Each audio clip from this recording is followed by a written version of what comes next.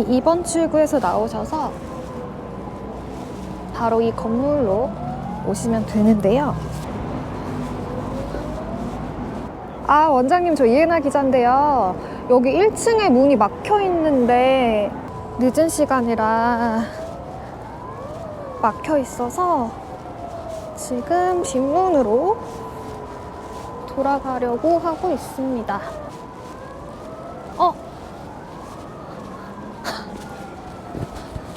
원장님, 안녕하세요. 아, 여기까지 나와주셨네요, 원장님. 안녕하세요.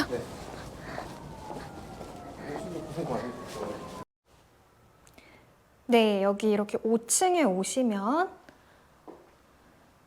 서울 청정신건강의학과라고 쓰여 있습니다.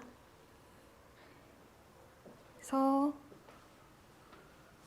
서울대학교 병원 협력기관 에서 문을 들어가면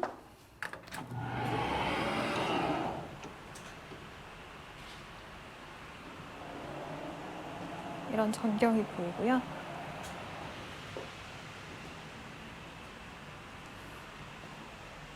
원장님을 뵈러 왔습니다. 안녕하세요, 원장님. 안녕하세요. 네, 안녕하세요. 저는 서울 청정신건강의학과 대표원장 정동청이라고 합니다. 네, 반갑습니다. 네. 오늘은 정동청 원장님과 함께 인터뷰 나눠보도록 하겠습니다. 오늘 첫 번째 질문부터 네. 시작을 하도록 하겠습니다. 네. 제가 이제 원장님들 인물 인터뷰를 좀 해보고 싶어서 네. 네, 의사가 되신 이유와 네. 그 중에서 또 정신과 의사가 되신 이유가 네. 혹시 있으신지 궁금합니다. 네. 그러면은 혹시 이혜나 기자님께서는 네. 그 기자를 선택하신 네. 이유가 네. 어떻게 되시는지? 제가 기자를 선택한 이유는 네. 보통 저희가 이제 특히 정신과 의사들은 개인적인 거를 정보를 공개를 잘 안 하기 때문에 네. 환자분들께서도 이제 이런 식으로 질문을 하시면 네. 보통 대답을 잘 안 하거든요. 아, 네. 네. 그럼 이건 그냥 뺄까요? 아니 그래도 대답은 해야죠. 네. 대답은 해야죠. 네, 네. 네. 서울대병원에서 이제 서울대병원을 그만두게 됐을 때 네. 이제 뭐 다른 교수님께서 뭐 다른 병원 어디 가겠냐 뭐 이런 말씀 하셨었는데 네. 근데 뭐 저는 뭐랄까요 좀 더 환자분들 가까이에서 네. 진료를 보고 싶은 그런 생각이 있었고 그리고 또 서울대병원에서 진료 볼 때는 제가 하루에 그 환자분들을 가장 많이 진료한 게 108명까지 진료해 본 적이 아, 있었거든요. 정말요? 네. 네. 근데 사실 뭐 그 108명 정도 가지고는 지금 뭐 병원에 계신 다른 이제 교수님들한테는 명함도 못 내밀 정도니까요. 그 정도가요? 많이들 보시죠. 많이 보시면 몇 네. 명 정도 보세요? 많이들 보시면 하루에 뭐 100몇십 명씩 보시기도 하고 그렇죠. 100명 훨씬 넘는 네. 수준까지. 네. 그렇게 진료를 하다 보면 깊은 얘기를 나누기가 쉽지 않거든요. 네. 잘 지내는 분들은 잘 지내셨어요? 기분은 어떠세요? 잘 주무시죠? 식사 잘 하시죠? 네.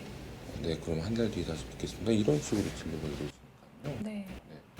뭔가 이제 단순한 약물 처방 이상의 환자분들께서 뭐 생활하시는 데 있어서 뭐 다른 뭐 도움을 드린다거나 이건 굉장히 어려운 게 현실이죠. 뭐 의사가 되기를 선택한 것도 이제 남들한테 도움이 되는 그런 직업을 그런 일을 하고 싶었었고 이제 그 중에서도 정신과 의사에 대해서 이제 매력을 느낀 거는 사람의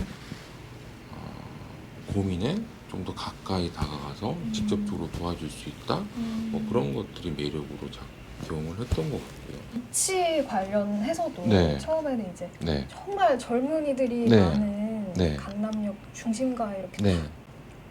병원을 차리게 된 네. 또 이유가 있지 않을까 네. 싶었는데 이건 어떠세요? 접근성 문제를 많이 생각했었고요. 네, 네. 그리고 네. 이제는 정신과도 좀 더 이렇게 환자분들이 쉽게 찾으실 수 있는 곳으로 다가가야 된다. 네. 이제 그런 생각으로 강남역 쪽에 이제 생각을 했었고 네.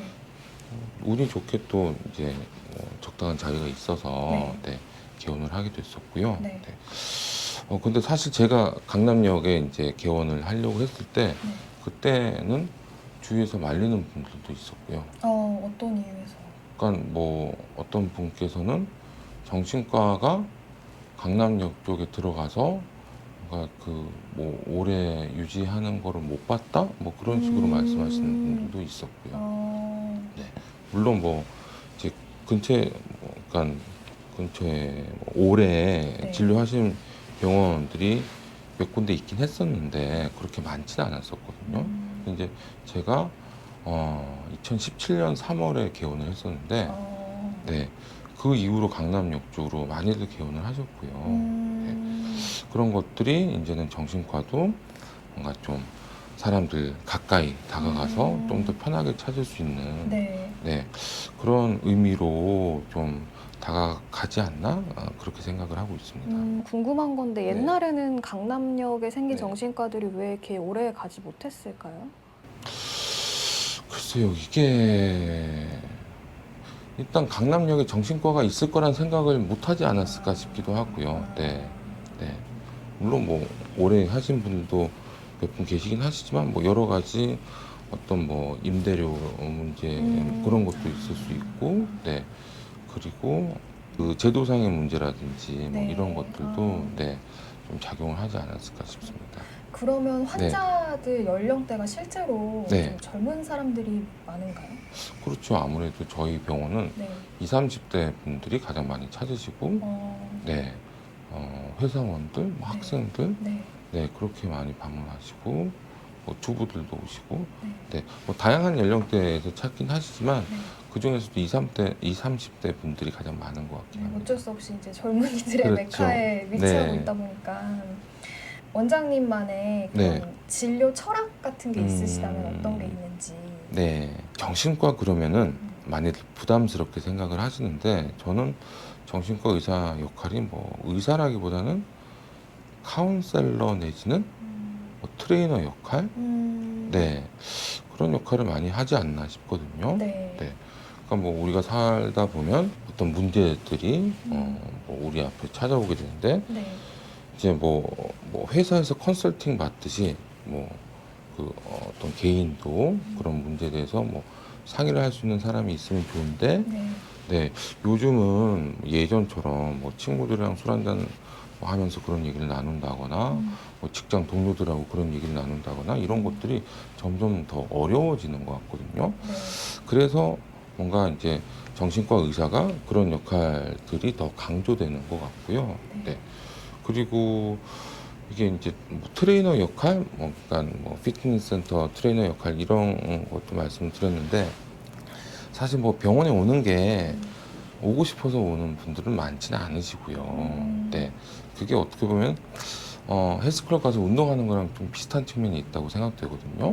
네, 뭐 운동하는 걸 정말 즐겨서 즐겁게 하시는 분들도 계시지만 뭐 저 같은 사람들은 대부분 아침에 일어나면 운동하러 가기 싫은데 그걸 참고 억지로 가고 네, 그래서 뭐 꾸준히 하다가 또 어떻게 좀 소홀하게 되기도 하고 이제 그럴 때 이제 트레이너가 꾸준히 운동을 할 수 있도록 네, 때로는 뭐 당근도 제시하고 때로는 채찍질을 하기도 하고 네, 그리고 뭐 여러 가지 그런 노하우에 대해서도 네, 알려주고 그런 역할을 이제 정신과 의사도 한다고 생각을 하고 있고요. 일종의 정신을 건강하게 트레이닝 시키는 피트니스 그렇죠. 센터의 그런 뭐라 그러죠? 트레이닝 해주시는 PT 해주시는 네, 분들. 뭐 관장님 뭐 그런 역할이라고 네, 생각하면 그런 될 것 역할을 하고 같습니다. 계시는 거군요. 네. 고민이 많은 환자들을 계속 대하시다 보고 하다 네. 보면 또 어쩔 수 없이 네.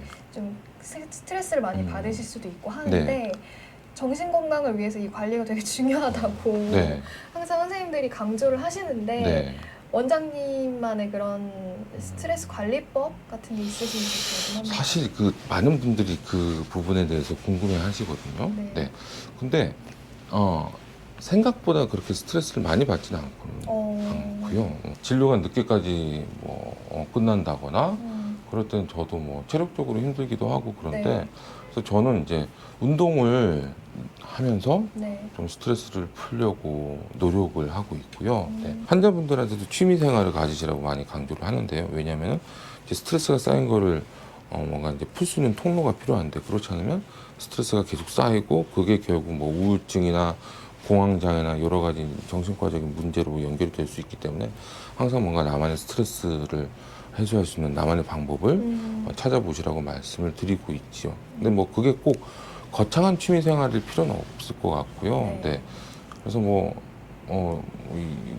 이름을 직접적으로 언급해도 되는지는 모르겠습니다만 뭐 넷플릭스 보시라. 그럼요. 네. 네, 뭐 그런 식으로 어떤 뭔가 쉽게 할 수 있는 네, 그런 취미 생활을 찾도록 말씀을 드리고 있죠. 넷플릭스는 다 좋긴 한데 네. 중독될 것 네, 너무 늦게까지 보셔서 오히려 수면에 네. 문제가 되는 경우가 있어서 네. 네, 그거는 주의하시라고 네, 제가 주의해서 말씀드리고 시간을 있습니다. 정해서 보시는 게 네, 좋을 것 그렇죠. 같습니다. 네. 원장님은 혹시 네. 환자들에게 상담을 좀 많이 해주시는 편인지 아니면 네. 좀 어떤 식으로 환자들이 많이 진료를 하시는지 좀 궁금한데요.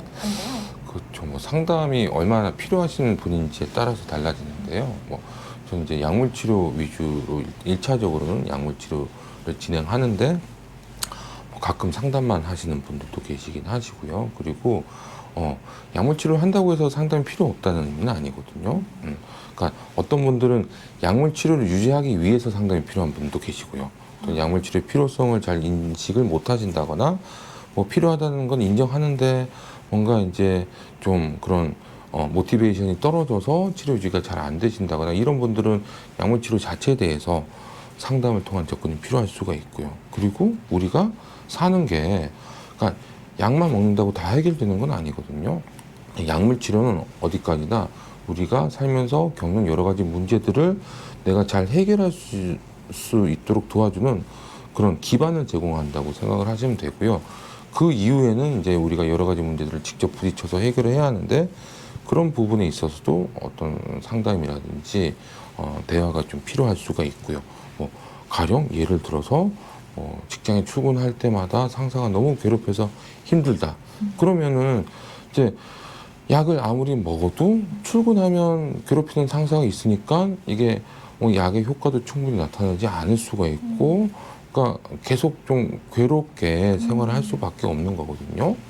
그래서 이 상황 어떻게 우리가 대처를 할 것인지 뭔가 상사가 그런 뭔가 나를 힘들게 하는 행동을 할 때 뭔가 그런 걸 줄일 수 있는 부분이 있는지 그리고 뭐 그 정도가 너무 심하다면 뭔가 직장을 그만두거나 뭐 이런 방법이 있지는 않는지 뭐 직장을 그만둔다면 뭐 그 이후에는 어떻게 할 건지 이런 대안을 같이 찾아볼 수도 있는 거고요. 네, 이게 저는 좀 이게 어떤 문제가 해결이 안 될 때 계속 대화를 나누는 스타일이다 보니까 이게 뭐 진료 시간이 계속 좀 길어지고 그러다 보니까 뒤에서 기다리는 분들께서 좀 힘들어 하실 때도 네, 있긴 합니다.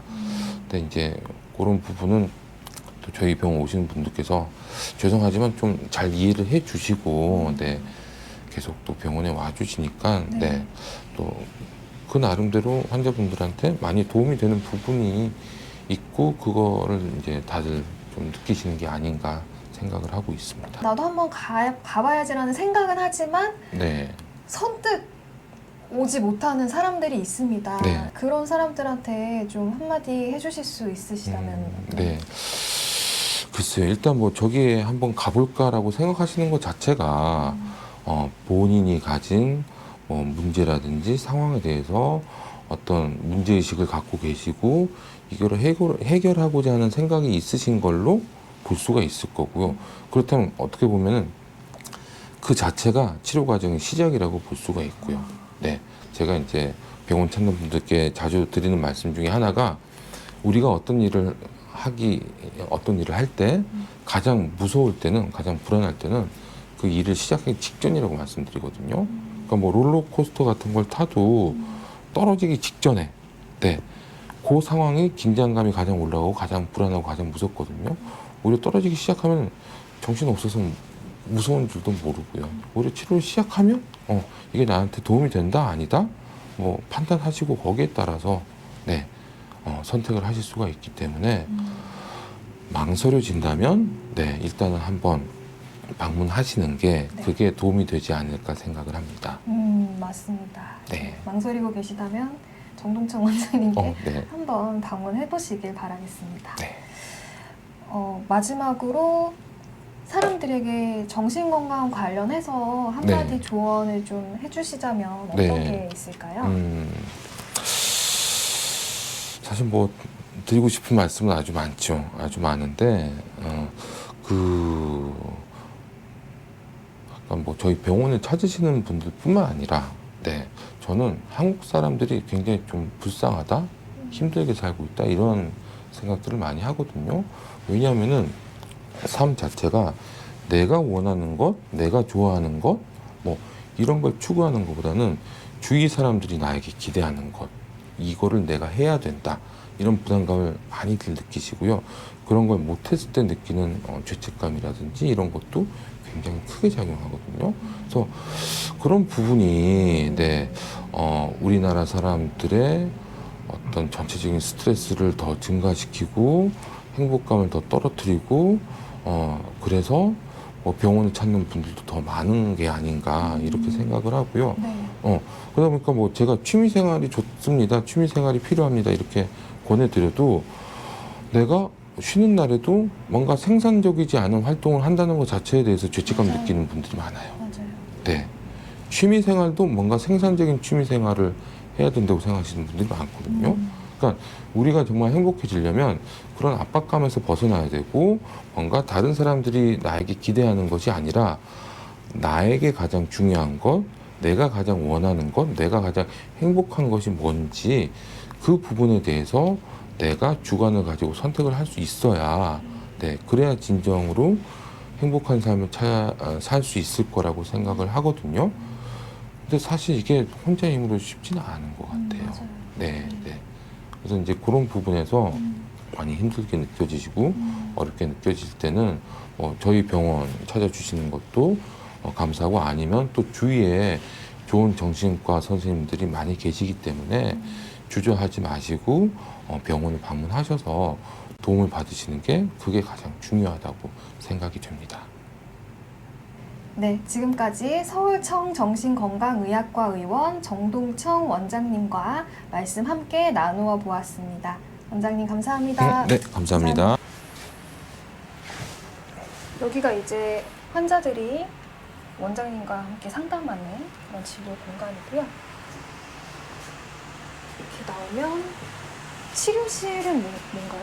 원장님? 여기는 이제 주사요법을 하시는 분들이 주사 맞으시거나 체열을 하시거나 그런 용도로 쓰고 한번 근데 뭐 병원이 작아서요.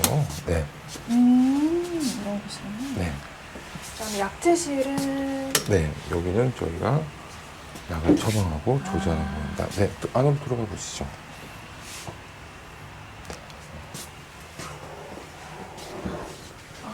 이렇게 약들이